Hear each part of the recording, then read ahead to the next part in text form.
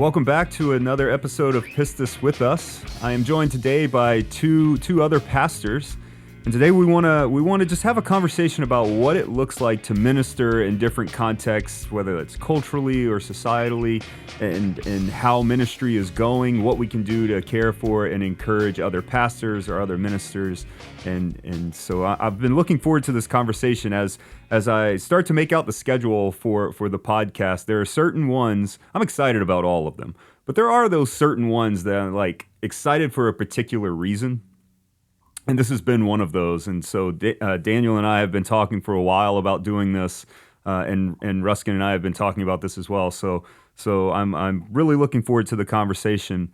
But to get things going, will both of you just introduce yourselves, talk about where you are and what ministry looks like in your particular context, and just give us broad strokes and maybe a bird's eye view of how ministry is going. And some of the things that you run up against. So Daniel, I'll ask you to go first. Yeah, welcome. Thank you so much for having me on the podcast. I'm happy to be here. My name is Dan Walbert. I'm at Greenhaven Neighborhood Church in Sacramento, California. I'm from Roseville, California, which is about 25 or 30 minutes away. So in returning from DTS to step into this pastorate, I was coming home, at least in a broad sense, to the area. But I was new to this particular neighborhood. The neighborhood is actually well known. It's called the Pocket Neighborhood.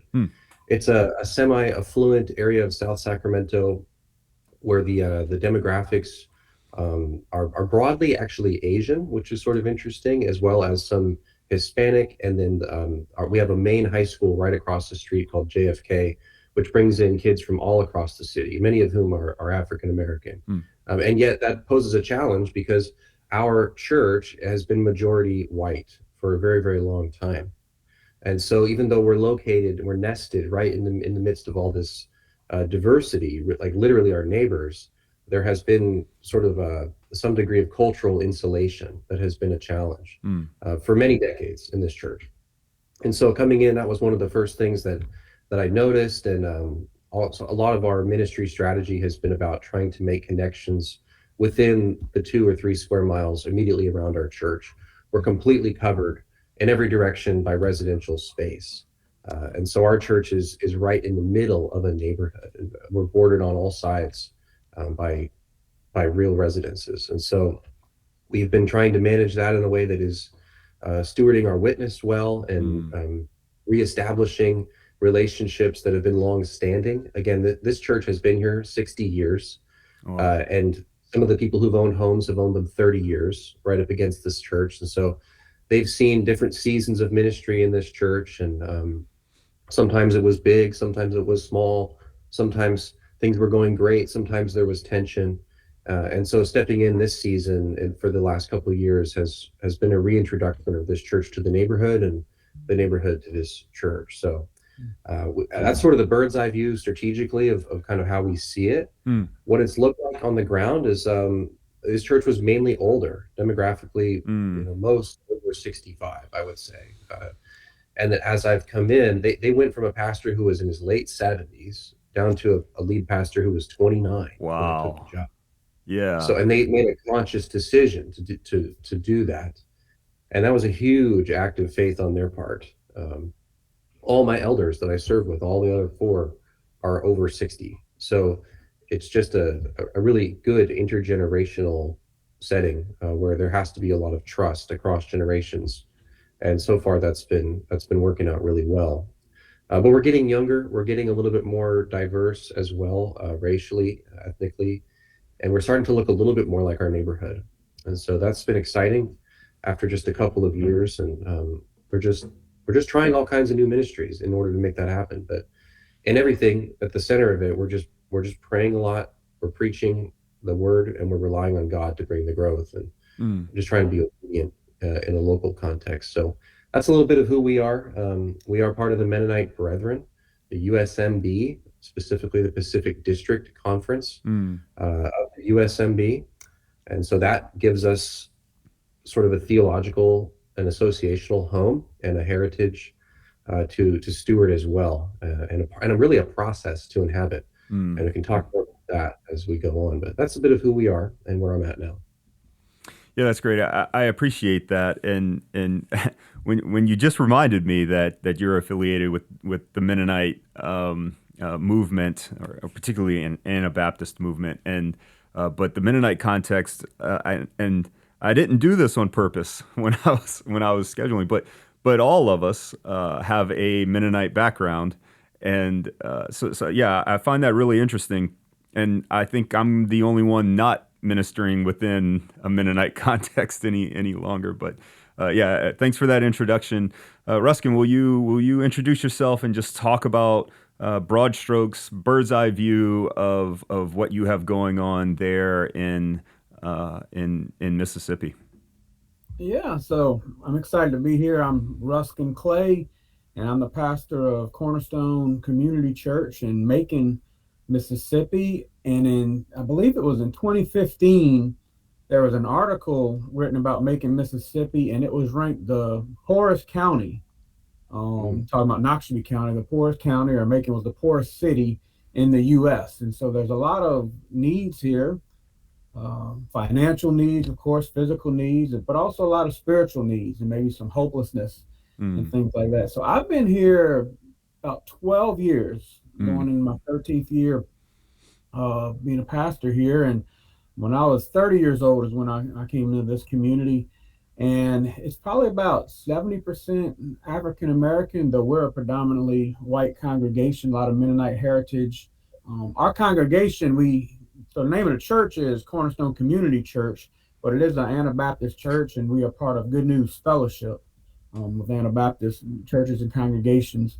But yeah, a lot of needs here. It's been maybe some ebb and flow. Some things going very, very well at times. Some things kind of sink down. You wonder how you're going to navigate through this. But um, a lot of fatherlessness in our community, things like that going on, a lot of things to navigate. mm, But we have a great relationship with other churches, even in the community. And we have a group of pastors, a network of pastors that gather together across racial lines, across denominational lines. And once a month, we get together and talk about events we can do for the community, how we can do things. We call ourselves the Noxubee County Fellowship of Ministers. And that's really been a blessing to our community. And so, kind of a bird's eye view that's going on. We have, it's a country area, a lot of farmers, things like that, but all in the context of this poor community to do ministry in. But no matter what community we're in, no matter what situation,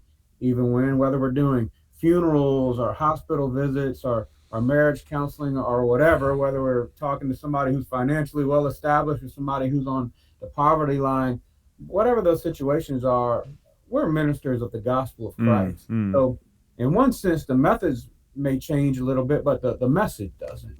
That's always what we're about. So that's kind of a bird's eye view, I guess, about what's going on a little bit here in Macon, Mississippi.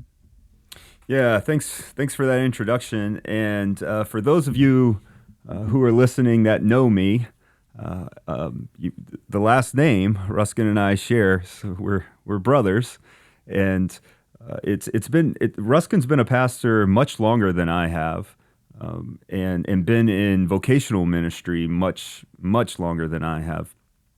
Um, and so we've had the opportunity to talk about some things that we run up against as pastors in some of the contexts of those types of things and what's going on, as we try to minister well, care for our congregations well, and if you've ever been in ministry, you realize that that's not always easy.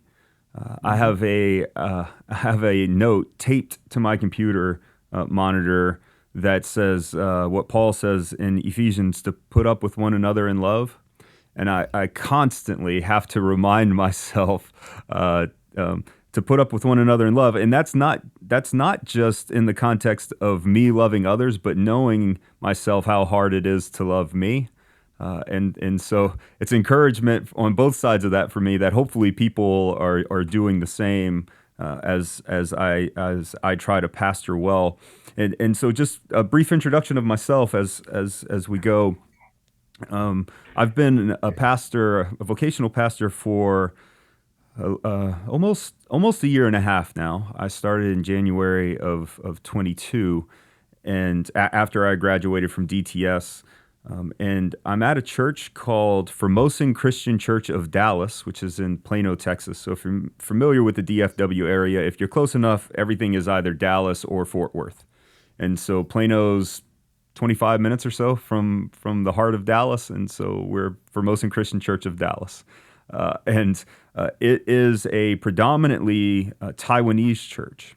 And it's the only Taiwanese-speaking church in the DFW area. There are multiple Mandarin-speaking churches in the area, and an association of Chinese churches and all of that stuff. But we have a particular niche in that our church continues to speak Taiwanese. I speak very, very, very, very little Taiwanese. I can embarrass myself enough to say hello or good morning, and that's about it. And the congregation is they're gracious enough to where when I do say "Zao An," good morning, that they'll just say good morning. And and so, but it's been really interesting. I was an intern for 2.5 years, almost 3 years, while I was attending DTS, which is where Daniel and I met, and at least where we got to know each other a little bit. And Daniel has come to preach at our church, at Formosan Christian Church, a little while back.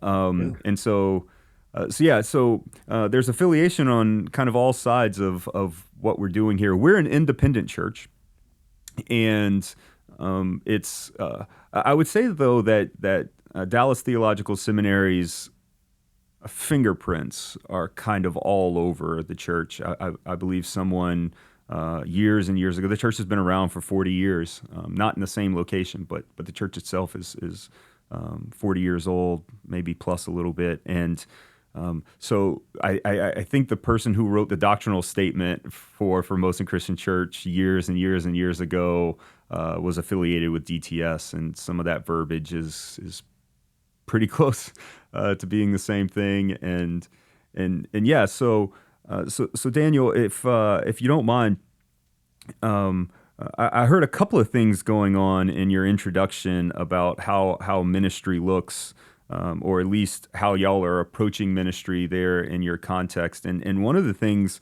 that I'd like you to talk a little bit more about, that's been pretty prevalent in our minds here, or at least since I've gotten here, that I'd like to discuss a little bit, is the intentionality about reaching out to the community, and what that looks like, what y'all have found to be beneficial, what has kind of worked, and talk through that a little bit if you don't mind, so that we can get a better idea, or people who are listening can get a better idea of what that looks like. Yeah, absolutely. When I arrived, kind of well, first of all, you have to have some context. I arrived right in the middle of COVID, and in the height of lockdown.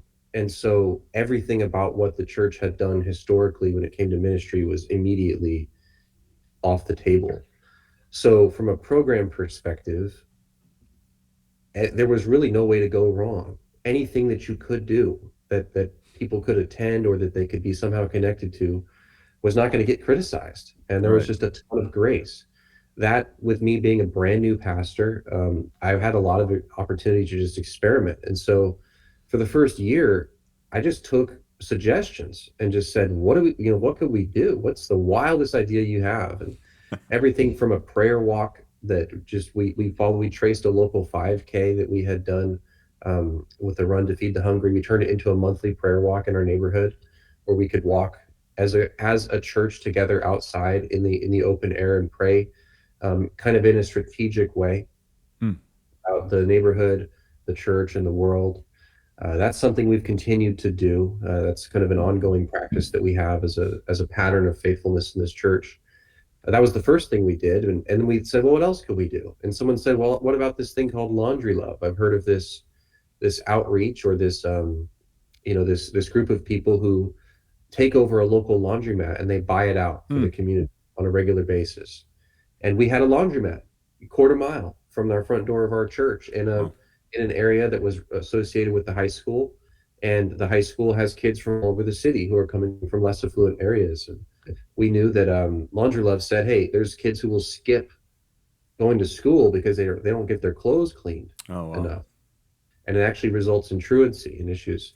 And so if you can reliably provide laundry services, it can really help out a local high school. So we said, why not? So we took 2 Thursdays a month. We've been running that for 2 or 3 years now, where we buy out the local laundromat, and we get connections with people. We introduce ourselves. We get to figure out where people are really at in their regular lives, right? No strings attached. We just here to bless you as we've been blessed. And if that leads to a conversation, it often does. But That's awesome. the third thing we did is we have a bunch of land. We are a smaller building on a larger plot Mm. in a residential area. And people were walking their dogs all over our property and letting them off leash and whatnot.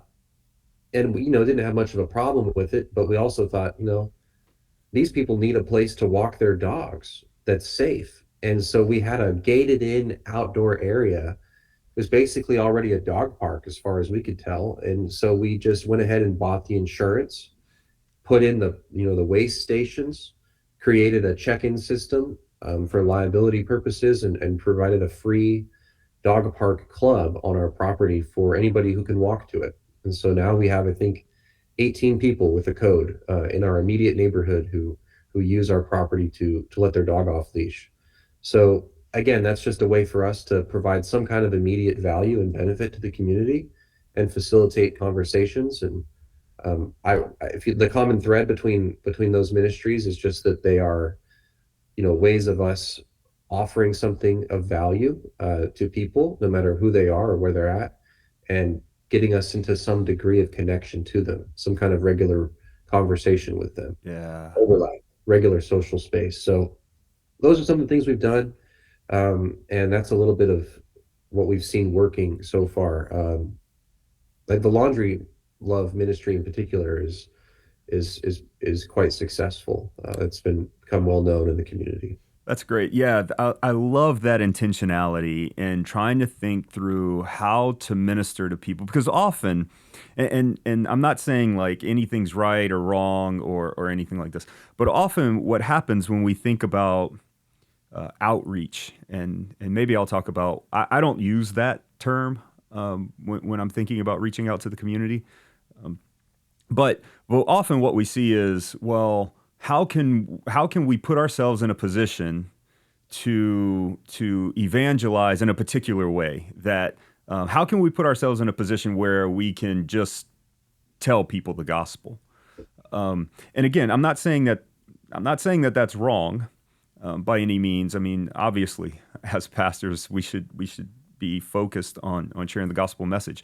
But what I hear in what you're doing and what your church is doing there is showing the gospel, showing the love of God to people in a practical way that then may afford conversation and those types of things. But you're actually meeting a need first, which is, I think, incredibly wise in how to approach contextualization of ministry and understanding the need of a community, and then reaching out to meet that need. And you see Jesus doing this like so often in his ministry, that he begins with the meeting of a need, and how the gospel changes life, and what that should look like as we're reaching out to people. So yeah, that's incredible. So I really appreciate that. And now I'm going to steal some of those ideas,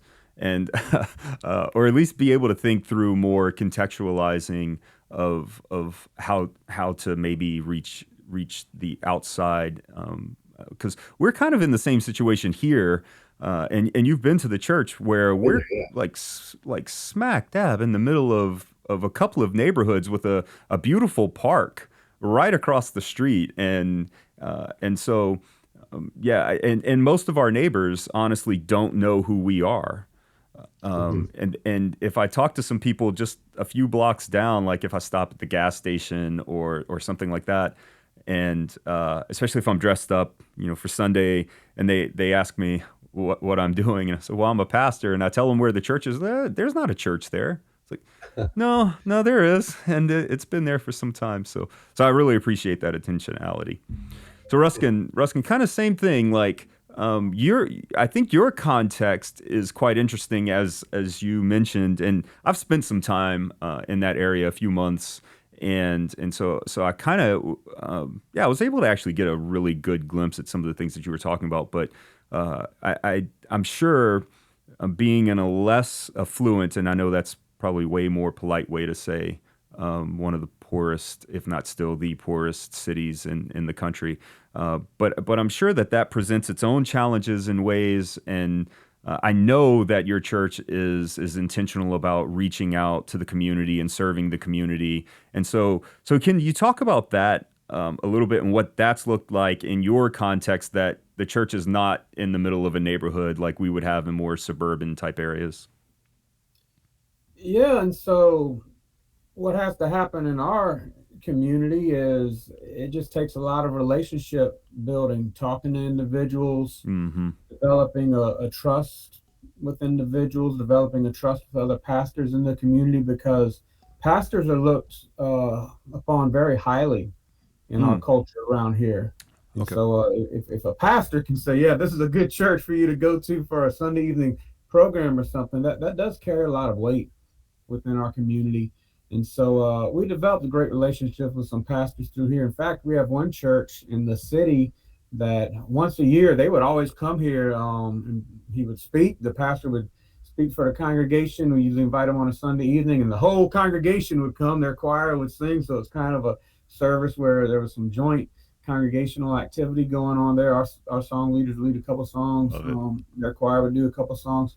And we had a program for children and youth going on here for many years on a Sunday evening, and a lot of other churches didn't have anything going on. And I can remember driving in my Yukon and just stopping by, and the children would just pile in. It would kind of be like a clown car. And when I would pull up by the church, they would just keep jumping out. They were in the trunk and they were all over the seats. And I mean, they would just come out and come out. But a lot of it here is relationship building. I mean, we do it in the context of wanting to share the gospel, but Sure. they do have a lot of physical needs here. And our group of pastors, we gather together, and a lot of people come need help with their light bill and need help with this bill or need some food and things like that. So as we were gathering as pastors, we thought it would be nice to have one central location that we can all work together, Mm. to use for that kind of thing. And so we developed a food pantry ministry together, and people will come. We'll have a short program. We'll share about the gospel. We'll get their contact information so we can keep up with them. We give them food once a month, food baskets and things that they're able to use. And so that's been very good at developing relationships too. And so we have needs on two fronts. We have this physical, need that everybody has, and then we also have the spiritual needs that they have too. But a lot of times, if you just come and want to say, "Hey, come to church," they're not likely to come. But if you start developing relationships, they're more open to that. Nothing's wrong with saying, "Hey, come to church." We do Sure. that all the time too. But sometimes the relationships, personal invitations, and we have one man in our congregation, and his goal is to go to every house within the city of Macon and just share with them about his testimony, what God has done for him. So he just goes and knocks on the door. Hey, I want to share with you something. And you would think it was awkward and weird, but it's actually been very good. And, people listen and will talk to you and things like that. And so, yeah, we have a lot of needs here, but like I mentioned earlier, the message is the same. The methods might be a little bit different.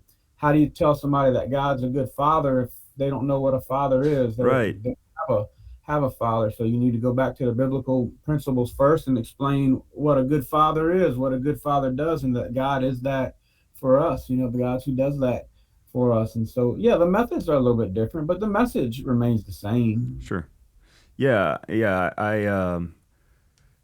I appreciate that, and it seems like both of you have been really intentional about not just staying within the four walls of the church, which if we are as a community of believers, as Christ's ecclesia, if we're just planted in our own like secluded, just area of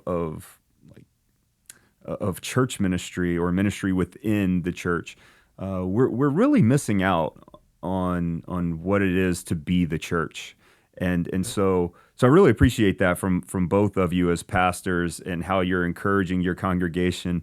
And Ruskin, when you mentioned that you have this guy that just goes out, and I know quite a few people from your church, and I have in my mind like a few who that could be. I'm not sure if I met this person, but that takes a very particular personality, I think, to do that and do it to where it's not awkward or something. I don't have quite that personality to where I think maybe people would listen, but just to knock on somebody's door and just start talking about the testimony of God and testifying to who He is and what He has done in particularly in my life or something like that. So we have I mentioned just a little bit ago that our context is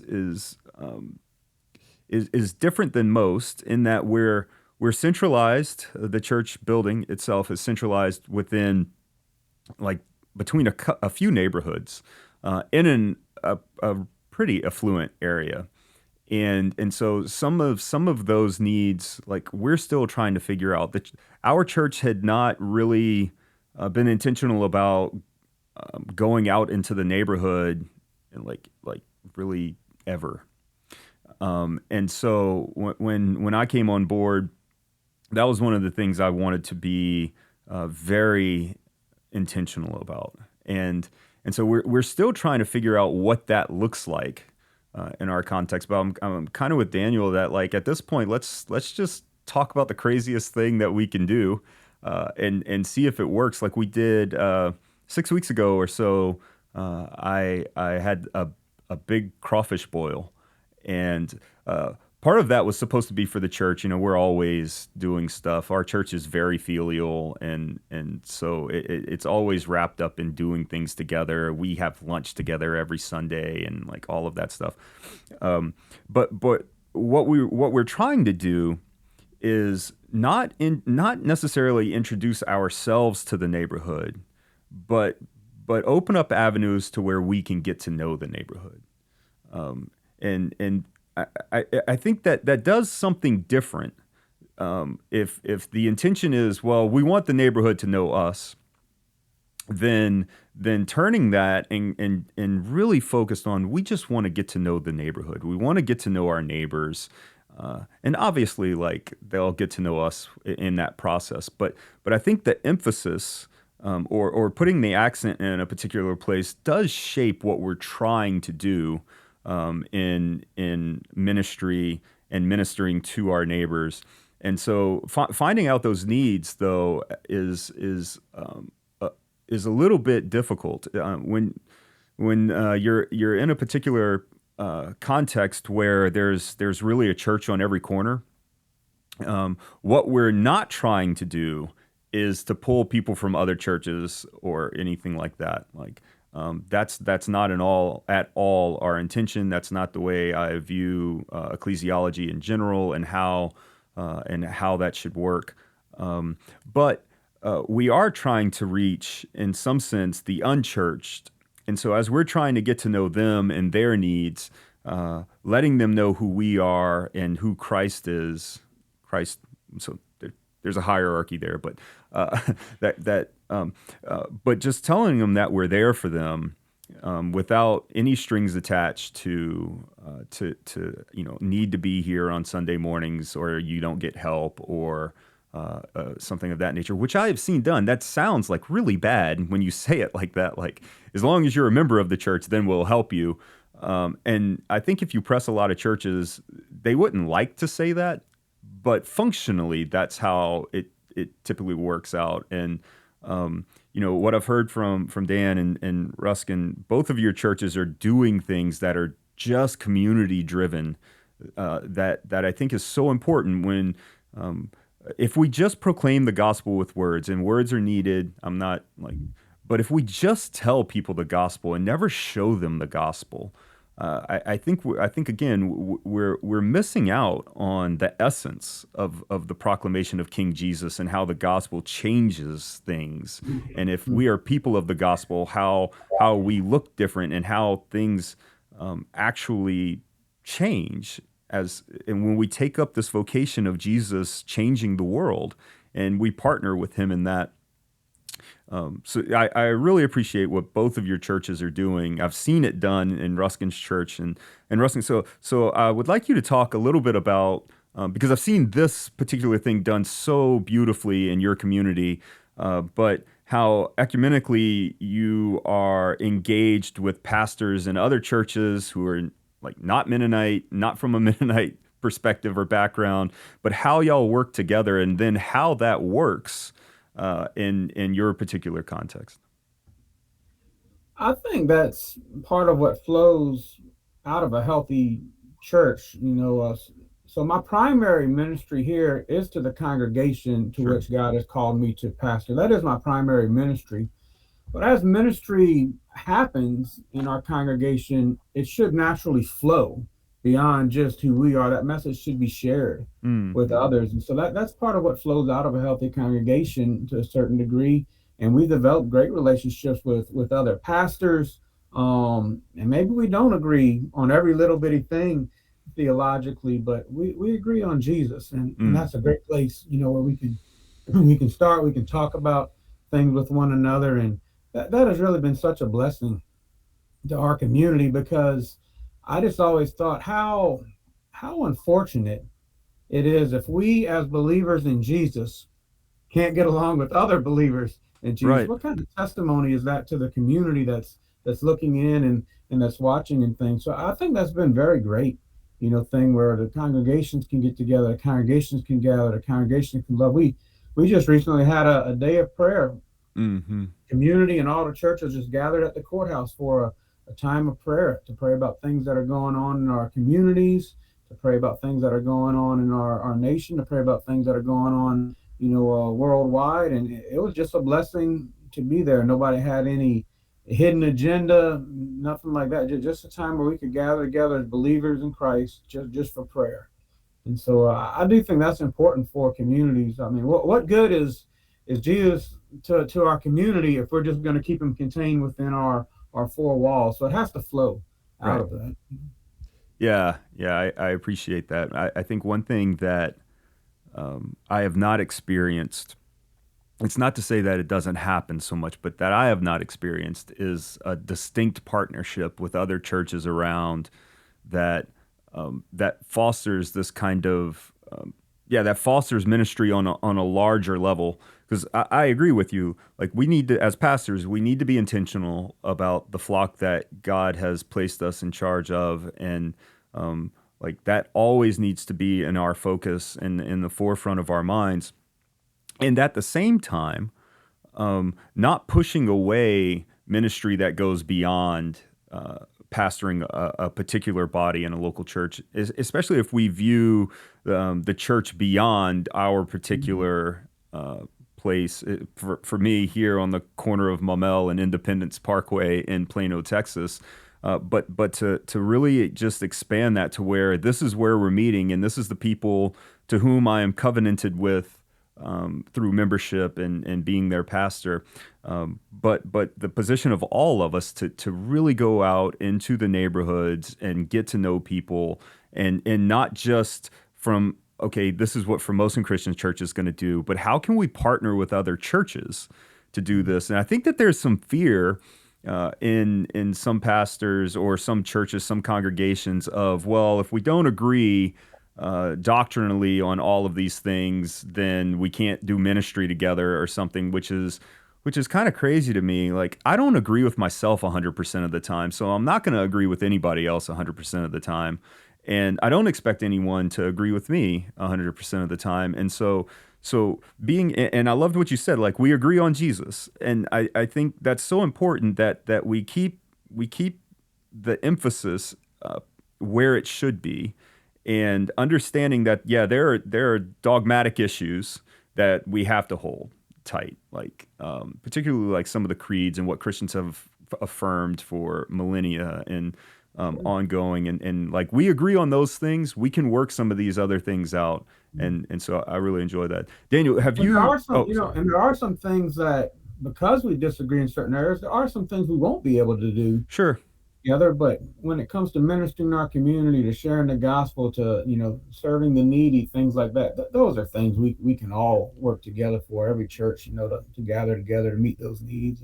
Right, right. Yeah. And some of that can be difficult to navigate through. And so again, uh, I think, or at least I'm thinking through my context and how that could look, and like what are some of those things that I would think through and go, okay, that's like maybe we can't figure out how to get together in that way, but the important things, or I shouldn't say important things. They're all important to a certain degree, but the things that are really going to help the community around us on a larger scale, like uh, taking care of the poor when the poor need to be taken care of. Are there people that we can minister to who are widows and orphans, and like all of these things that all of us should have a passion for, because they're in some sense the essence of what Scripture is teaching through the Old Testament and all the way through the New on who we should care for. So Daniel, have you had some of those same types of experiences, or maybe you could talk through your context of partnering with other churches, other pastors, meeting with them, and sharpening Mhm. there, or something like that? Yeah. Yeah, absolutely. So similar to Ruskin's context, we also partner with other churches for essentially the same relationship. In the Pocket area, I'm directly across the street, like literally directly across the street from Faith Presbyterian Church, Mm, and they're a much larger, more established PCA church. mm, Or actually, they might be PCUSA. I forget. But just down the street, River's Edge Church is a very large Wesleyan church, not mm. a half mile away. And if you go the other direction, a quarter mile, you have St. Anthony's, the most well-established Roman Catholic parish in the Wow. area. So between the four of us, oh, and that doesn't even count Greenhaven Lutheran, which is kitty corner to us. So all these churches were kind of built at one time uh, along sort of a main drag. Mm. And then what's happened over the years is I think it was Jeff Chapman, the pastor over at Faith Presbyterian, started pocket area churches together, packed, Mm. PACT. And it's the same kind of relationship where he gathered the senior pastors together and said, what can we do together?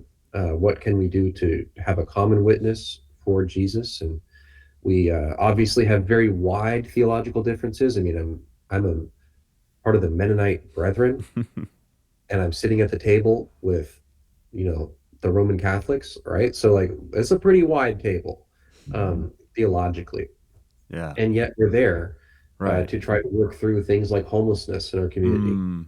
We're there to try to work with the city on key issues related to environmentalism or related to anything that they can do that fits with our theological consensus of concern. Yeah. Ways of actually helping them as civic leaders do a good job in working for the flourishing of our community. The city relies upon us to broker some of that Wow. to some degree, which as a Mennonite is complicated, right? There's a very complicated dance that I have to do in relationship to what the magistrate, or this, not the magistrate, but what the civic authority would say or would do. And COVID only microwaved all that. It Yeah. was even more complex.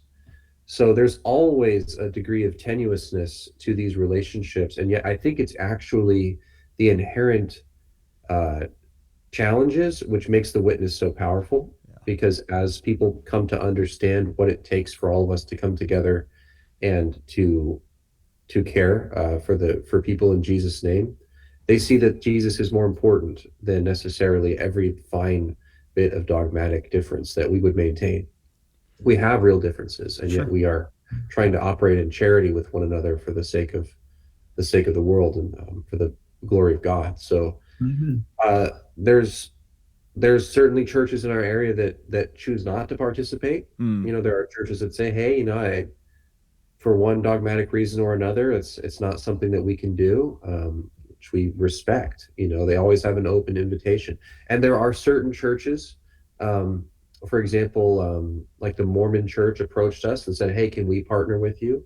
And we declined. Right, so we do have we do have a theological barrier, right? So Sure. it's not really a sort of a general do-gooders religion club. It Yeah. has a distinct emphasis. And even though it is rather wide from our perspective, it does have real barriers. Sure. So those are the inherent uh, sort of mile markers that you have to navigate as leaders and just bring the fore of what that is to the community. Yeah. Yeah. That's really good. When I think about some of those issues and we talk about dogmatics or doctrinal issues or something like that, yeah, there are absolutely things that we have to say. Hey, we're not in the same fellowship here, uh, Mhm. and and I mean that's important.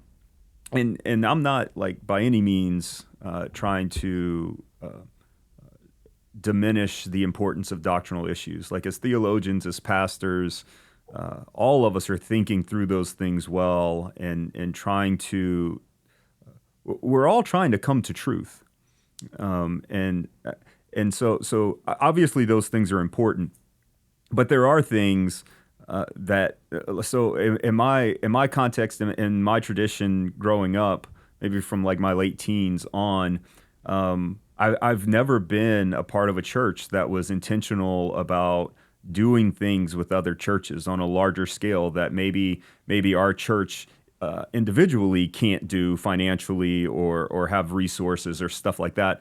But within the larger context, that yeah, we could probably like do some really great things, or God do some really great things through His church, and on like a more universal level of the church, the more Catholic understanding of church itself. And I think that again, the same thing with getting out into the community. If there's not intentionality about it, it won't happen.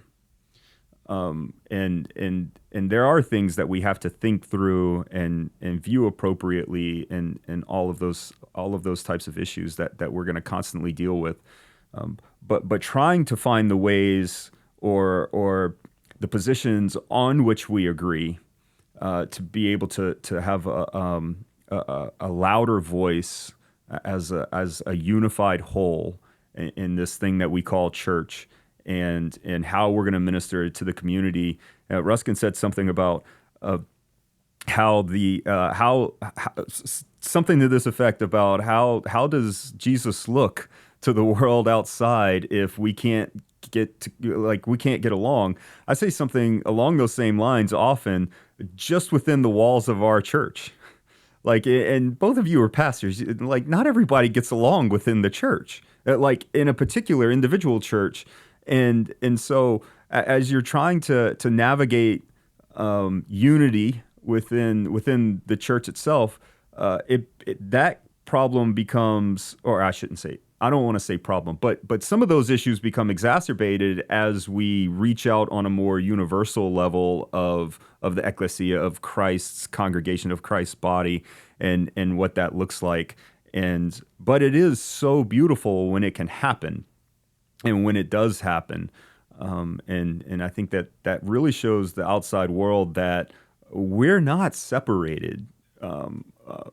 We're held together and unified by the love of Jesus Christ, and by the grace and mercy of God, and this salvation that we have in King Jesus. That those are the core tenets that are going to hold us together, even as we disagree and work through and don't minimize doctrinal issues and things like that, but holding each other and encouraging each other and caring for each other in ways that are appropriate within all contexts. And so I really appreciate that from both of you, and how you're leading the churches that God has placed you in charge of, and trying to minister in a larger capacity as you're like focusing and ministering well within your own contexts and within your own ministry.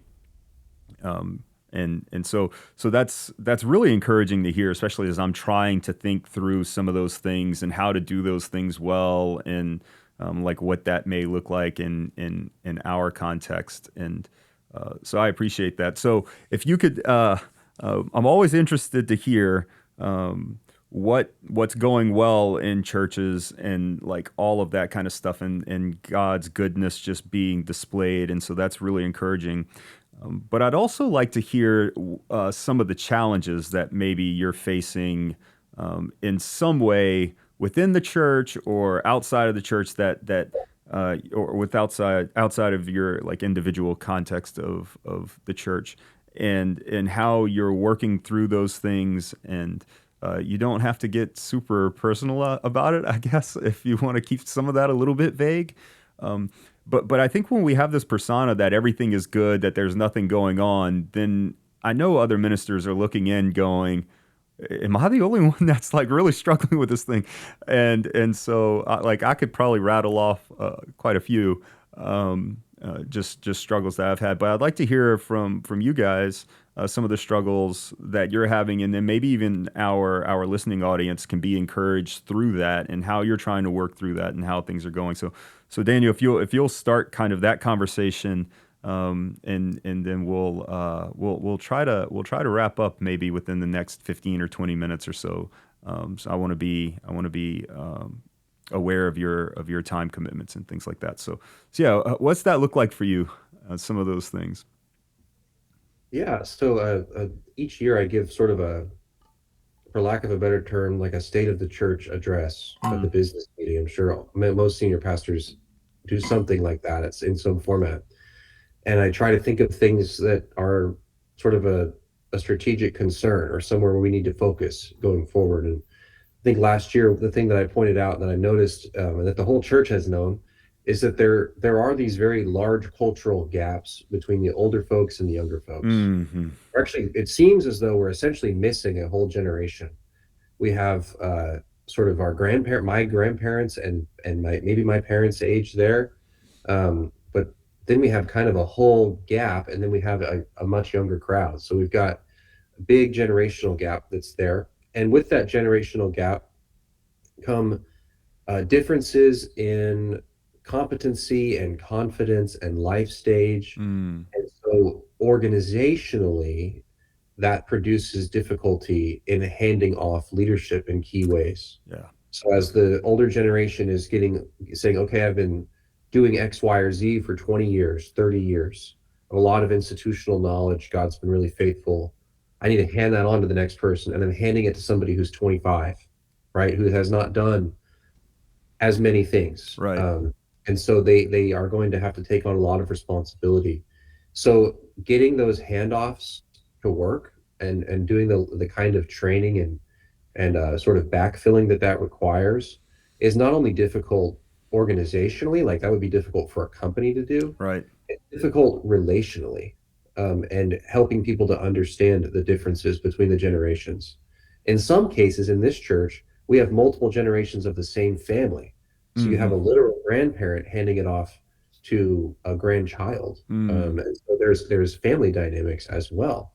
So navigating all that is never simple. It's never simple. Sometimes you see great grace. God's doing something special in those moments, and other times you really do feel the stress, you feel the strain. And so I've just learned that, when you hand something to somebody, sometimes it's going to work great. Sometimes it's going to just get dropped and hit the ground. And it's funny because I realized as I experience that, I'm doing the same thing. Like Right. people are handing things to me that they expect to go a certain way, and then I fumble it. Oh no, just because I'm young, just because I'm inexperienced, because Right. I've never done that before. And so just taking the judgment out of that process and saying, look, this is how anybody learns anything. Right. There's no judgment here. But because we love the Lord and because we love this church as an expression of the gospel in this community, we're going to try to be faithful and lean into this rather than say, well, this is uncomfortable. I don't really know if I can do it. Taking those excuses off the table and saying, like, Lord's going to provide and the Lord's going to help me to do that is something that I've tried to model and teach here and inhabit myself, because I need a ton of grace constantly. I need more grace than anybody else in this church. So I feel sort of the imperative to make sure that that's the culture that's offered within all the individual relationships as well. Yeah, that's great. What about you, Ruskin? What are some of the things that that are struggles for you within your church there at Cornerstone? Yeah, so I think mostly anybody that comes here or visits here for an extended period of time realizes that we're a unique congregation. The congregation really does love one another, and we have a lot of children, a lot of youth, a lot of young adults, a lot of older adults, a lot of senior adults, and the relationship between all these age groups is very good here in our congregation. That's a little bit unique to where there can be some of these, barriers that Mm-hmm. exist between these groups, and so we're unique in that I don't know that we have any ongoing struggles that we're that's the same thing we're facing and facing it again and again and again. How do we get over this? We have things that come up from time to time, and as they come up, we have to address them and work our best way through it. But I've seen people argue with one another in Sunday school about, hey, I believe this way, the other person, I believe this way, and they can argue back and forth. And then later that day, you'll see those two men together at lunch, eating together. Mm. That there's a genuine love here in the congregation. And I think that's part of the fruit of the spirit, right? That's the first thing it says. The fruit of the spirit is love and joy, peace, patience, kindness, goodness, faith. But anyway, the fruit of the spirit isn't about dissensions and it isn't about division and it isn't about those kind of things. Those things happen whenever we allow the works of the flesh to come up. We Mm-hmm. disagree with one another about things in love and still be brothers and sisters in Christ about things. But when we allow the flesh to get involved, that's when all these other things begin to happen. And they come up from time to time. We try to deal with them the best way we can. We have a much bigger struggle going on. We have people around us who don't know Jesus Christ. Mm-hmm. And when we focus more on what the real issues at hand are, the smaller issues about what color we want the carpet and are we going to remodel a bathroom, those just seem a little bit insignificant compared to what we're supposed to be about as the Church of Christ. And as we think about these different situations from where both of you are and where I am, I'm reminded of the verse in Philippians, which actually doesn't have anything to do about winning a football game or winning a baseball game. Where it says, "But I've learned that whatever situation I am to be content. I know how to be brought low. I know how to abound in every circumstance. I've learned what it means to have, plenty, to be in hunger, and I can do all things through him who strengthens me." And that's the hope that we share with others, that whatever situation we're going through, we have the same hope, Right. and it's in Christ, and we need to focus on that. And so, yeah, we have struggles and all. They're going to come up. They're part of the world in which we live. But as they come up, we want to handle them in a way that is pleasing to Christ, in a way that is loving, in a way that doesn't bring divisions. Maybe both of you heard the story about the man who was stranded on a desert island, and they finally rescued him after 7 years, and they had three structures on that island. They said, "What is this place?" And he said, "Well, that's my house. I needed a place to live." And they looked at the next one and said, "Well, what is this?" "Well, that's my church. I wanted a place to worship." And then they looked at this other one and said, "Well, what's that?" He goes, "Oh, well, that's the church I used to go to." Yeah. Here he That's is, three men on the island, and we can Oh cause my all these God. things all the time. Oh my yeah. goodness. But are we working hard at love? Are Right. we allowing it to be the thing that binds us together? I Yeah. mean, you think about That's the church in Ephesus. So Paul in Acts 20, he met with the leaders of the church in Ephesus, the elders. They met at Miletus, and he was telling them what it means to be good elders. There are going to be these ravenous wolves that come up and try to mm-hmm. scatter the sheep. And one thing he said that it means to be good elders is to watch out for these false teachers. Well, apparently they paid attention, because when we read in Revelation, Jesus' words to the church in Ephesus, he said, "You've done this. You've paid attention to these people you've shown them to be false." But he said, "Repent and do the works that you did at first." And to us, the works look the same. They're doing that. What do they need to do that they did at first? But he says, "But you have lost your first love." And I think it's because it no longer is being done for the right reason. They no longer have love in what they're doing. That Jesus didn't even see them as the same works. And so we need to realize that what we're doing needs to be done out of a love for God and a love for people. Yeah. And I think when we have that focus, a lot of these other matters just seem a bit trivial. Yeah. I appreciate that. And when you bring up the at least 8 out of 10 people's favorite Bible verse in Philippians, I'm reminded of a story one of my professors would always tell. I heard him say, I was in several of his classes, and this is one of his favorite stories. He's a big proponent of keeping things in context. and not just ripping, Anyway, so he tells us he was a football player, my professor, and he set all kind of college football records and played in the NFL for a few years or something. And but he tells the story of his son, and one of his son's friends played football, coming to his house, and his son's friend on his backpack had just Philippians 4:13. And so my professor's like, what's Philippians 4:13? He's like, oh, come on, coach, you know what Philippians 4:13 is. I can do all things through Christ who gives me strength. And the prof said, well, what does it mean? He said, well, it's pretty self-explanatory. So the prof said, so all things, huh? You can do all things. And he said, yeah, I can do all things through Christ who gives me strength. He said, well, how much do you bench press? He said, well, like 315, 320. He said, well, how much do you bench press through Christ who gives you strength? Right. And so we could take those concepts, and so it's just when you were telling me, it reminds me of that. But yeah, you're right. What Paul's dealing with there is pretty particular about being able to endure hardship and keep pressing on because of the one who strengthens him. And so I'm glad. It sounds like you don't have any ongoing issues, and I'm not necessarily saying these struggles as like sinfulness or something like that, but certain things in my context that we have 4 pastors here at FCCD, and one thing we're always thinking through and trying to work through is we have really 2 church services, one for Taiwanese speaking and one English speaking. And a problem or an issue that can be inherent in a church that's set up that way is it 2 churches? And even when you say, well, no, it's not 2 churches, we're one church, it's like, okay, well, how does that function practically? And so it often, I think, looks like 2 churches much more than we want it to.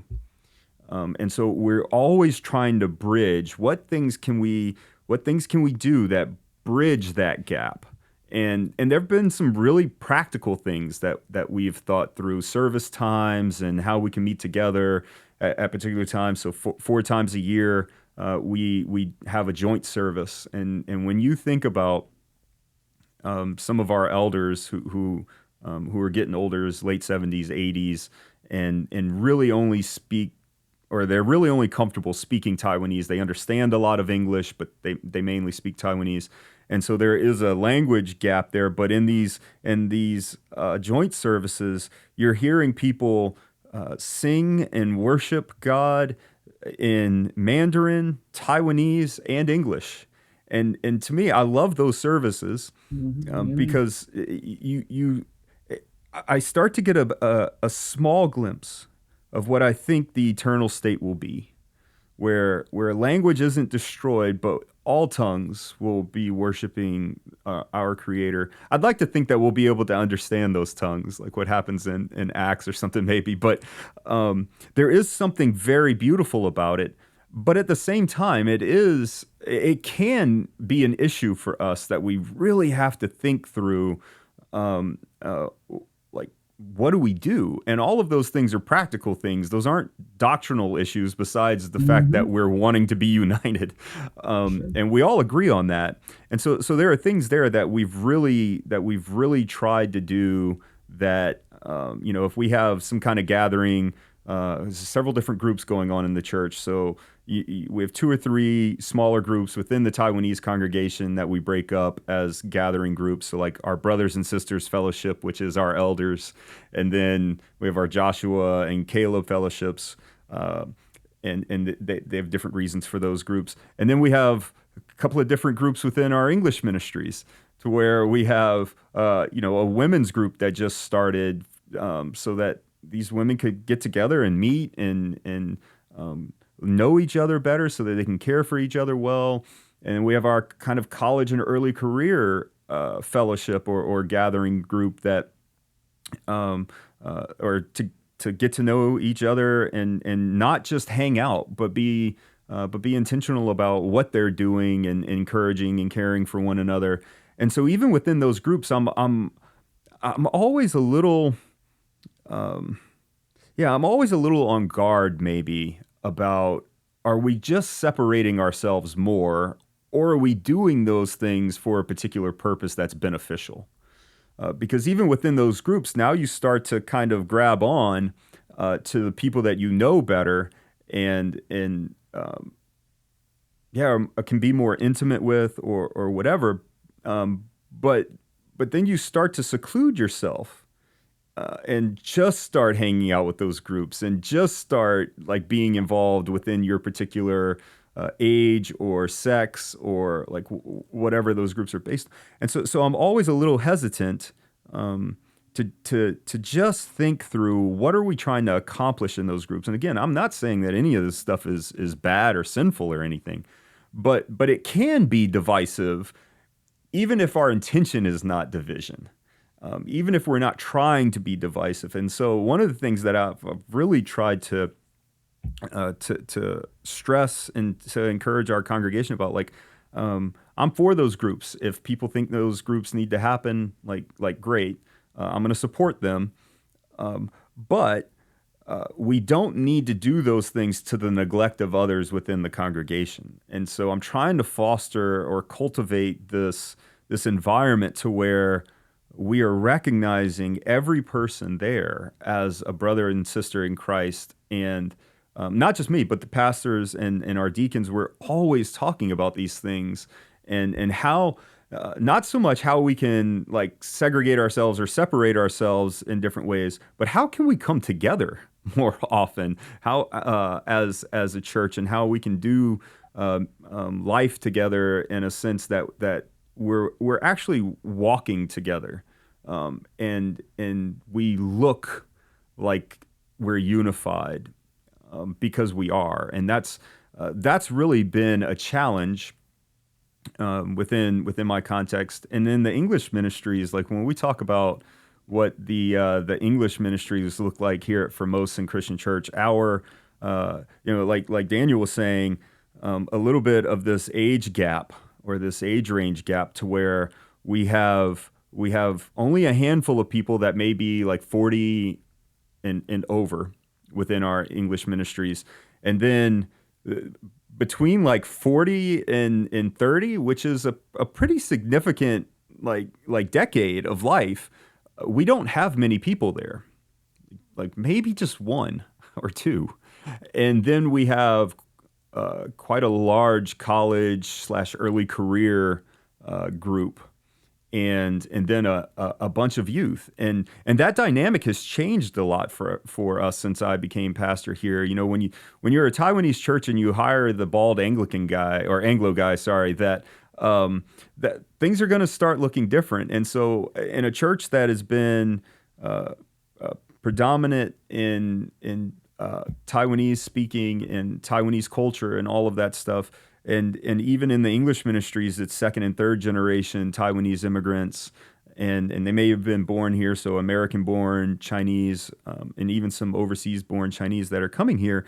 Well, now you hire the Anglo bald guy, and people that are not affiliated with Taiwan, or families from Taiwan, or anything like that, are starting to come and want to be a part of the church that the church has never experienced before. And so then that also brings up challenges, because and this is not by any way saying that people are doing things intentionally, but you tend to gravitate towards the people that you're comfortable with. And that happens, I think, in a lot of different ways, whether it's a cultural issue of age, a cultural issue of demographic, poor or rich or like middle class, like whatever that demographic is, wherever you are on that continuum, and then you add like race into that another cultural layer, things can become a little bit like more challenging in certain ways on how do we continue to foster unity in that mix. And I think, and what I've experienced, that if you're not intentional about that, if you don't recognize that there can be challenges and issues in all of those things, you're going to set up for a divided congregation. and at least that's what I've witnessed. I've seen it happen in so many churches, and I'm trying to kind of get ahead of it a little bit, even though I'm coming in like much later into our church. But so those are some of the things that, in my context, that I'm constantly, and with the other pastors here, it's not just me, trying to think through. And we always have these annual themes for the church. And so, like last year, it was the kingdom of God, which is a like huge, broad, gospel-oriented theme. And this year, it is united in Christ. And so, and the reason that we do those things is what we see going on in the church. We want to be focused on some of the main issues that we're facing, and some of it is with the kingdom of God is we wanted to be focused on teaching the gospel message, what the gospel is, because that has been like people's perception of the gospel has like really been wanting, I think, in understanding what that proclamation is. And so that was our kind of idea of we want to preach the kingdom. Jesus came and preached the kingdom, and there's something inherent in the gospel, and maybe kingdom is synecdoche or vice versa for what we're trying to do there. And so, but this year's theme, what we recognized was we need to figure out a way to cultivate unity even within our walls. And again, as we spoke about, like an ecumenical idea of ecclesiology, to where we're partnering with other pastors and other churches and other ministries and like all of those kinds of things. Like it starts with where we are and then gets broader as we're able to do those things better. But if we're not united well within our churches, like being united well within, in a broader context is going to be really difficult. And so, yeah, I don't know if either one of you have thoughts on that, or if you were experiencing that at all. I know, Daniel, you mentioned it a little bit within your age ranges. I know one thing that I think about when it comes to unity in a church like this is we're also becoming more multiracial. We're getting just different groups of people coming in. And sort of the sleeping giant behind that is that means that people are going to have different political affiliations. Right.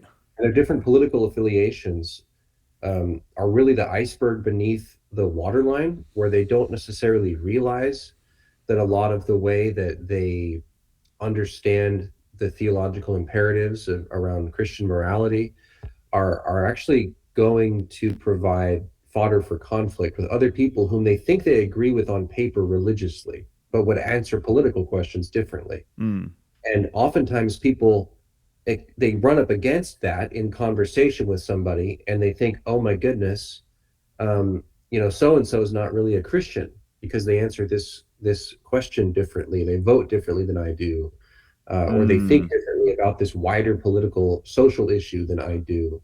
They have different intuitions politically. So how is it that we have unity? Are we not seeing the world the same way? And so I think what I'm trying to do is I've noticed, especially from 2016 on, that there's been such a polarization that's happened in our churches. You're seeing red churches and blue churches, where people are kind of sifting themselves into political worlds that isolate you and keep you away from people who think differently than you. And it's splitting the church, right? That's a dissension. That's not good. As pastors, that should concern us, no matter what your personal political intuition is. We have that in common as a concern that we need to address. And so, as I've thought about that, I know you have, I don't know if you've already had this guest, or maybe you are having Caitlin Chess on sometime soon. Yeah, Caitlin and I are talking. She's written books on this, right? She's a fellow seminary student at Grad and now at Duke. She's written books on the liturgy of politics. Another book I read recently that I really liked, and I feel bad, I probably should have plugged it more, was Truth Over Tribe. I think that Patrick Miller? Yeah. I forget the last name. I believe so, yeah. Really a great book because it's written as sort of a manual for stepping into that conversation. Less of a theological exploration of the problem, more of a manual for how do you actually stay together as the church, pursuing the truth over tribalism. And so I thought that as we head back into another tumultuous electoral season, right? 2024 is on its way. Yeah. What are we doing as pastors to provide on-ramps for people to get into those conversations in a way that's going to foster unity? Because the discomfort is going to come one way or another. I don't think you're going to get around the discomfort. The question is, are we going to shepherd people through that toward unity in the faith? So those are some of the things I'm thinking about as I'm navigating the same concerns that you are. Yeah, that's good. And I didn't even touch on the political thing, which is something crucially important that is not going to go away. And I do find it interesting that it seems, at least what I'm recognizing here, that there's been more of a shift between, maybe 15, 20 years ago, we were talking about churches that were really divided racially. And I think that's still the case, probably. I mean, 11 o'clock on Sunday morning still is probably one of the most segregated times that we'll experience. But what you're finding even more, and I mean, I'm in Texas, so that political separation seems to be even stronger, or that political affiliation, or that identity seems to be even stronger than it has been in the past, and it's very tumultuous. And you're talking to people, and that conversation is difficult to have just on a one-on-one basis, and how that's going on and how that separates us. But it's really difficult, even more maybe difficult to have in a larger setting. And so that's good. I appreciate the thought there. And Caitlin and I served with Caitlin in youth ministry a few years ago, and so we know each other at least semi well. And she's gonna be on the show soon, and she has the new book, and so I haven't gotten my hands on it, but I am looking forward to reading that one. But The Liturgy of Politics is a great book, and I would recommend it to anybody who's starting to approach that subject, because it's very accessible in the way that it's written. And I'll post links to some of these things in the podcast, and so our listeners can have access to that. But yeah, thanks for that. Ruskin, you want the final word here on any of that stuff? Any response there?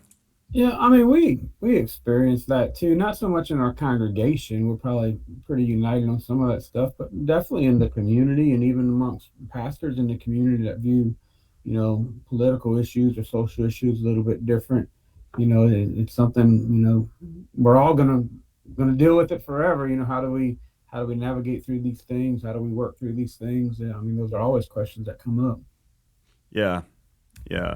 Well, I would ask for prayer and remembrance and prayer from you guys as I continue to minister here, and I'll be thinking about you and your congregations and the ministry that God has you there. And I really appreciate both of you taking time on a Tuesday, as I'm sure sermons are waiting to be written and all of that stuff, to discuss some of these things. It was I enjoyed the conversation. I hope it was beneficial for both of you to be able to talk to other pastors. And I know that maybe y'all do that more than I do. And so I appreciate the time, and thank you for your input and for the conversation. Yeah. Thank you. Yeah, thank you. Thanks for providing a great forum. All right, everyone. So I'll post some of the links in the podcast descriptions and all the appropriate places, and you can view some of the things that we've mentioned, some of the books and those types of things. And so thank you for joining us in another episode of Pistis with us and being part of the conversation.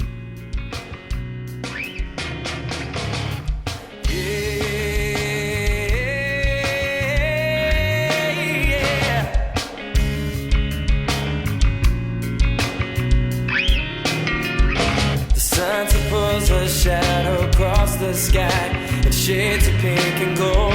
I feel the wind as it moves across my face. You touch upon my soul.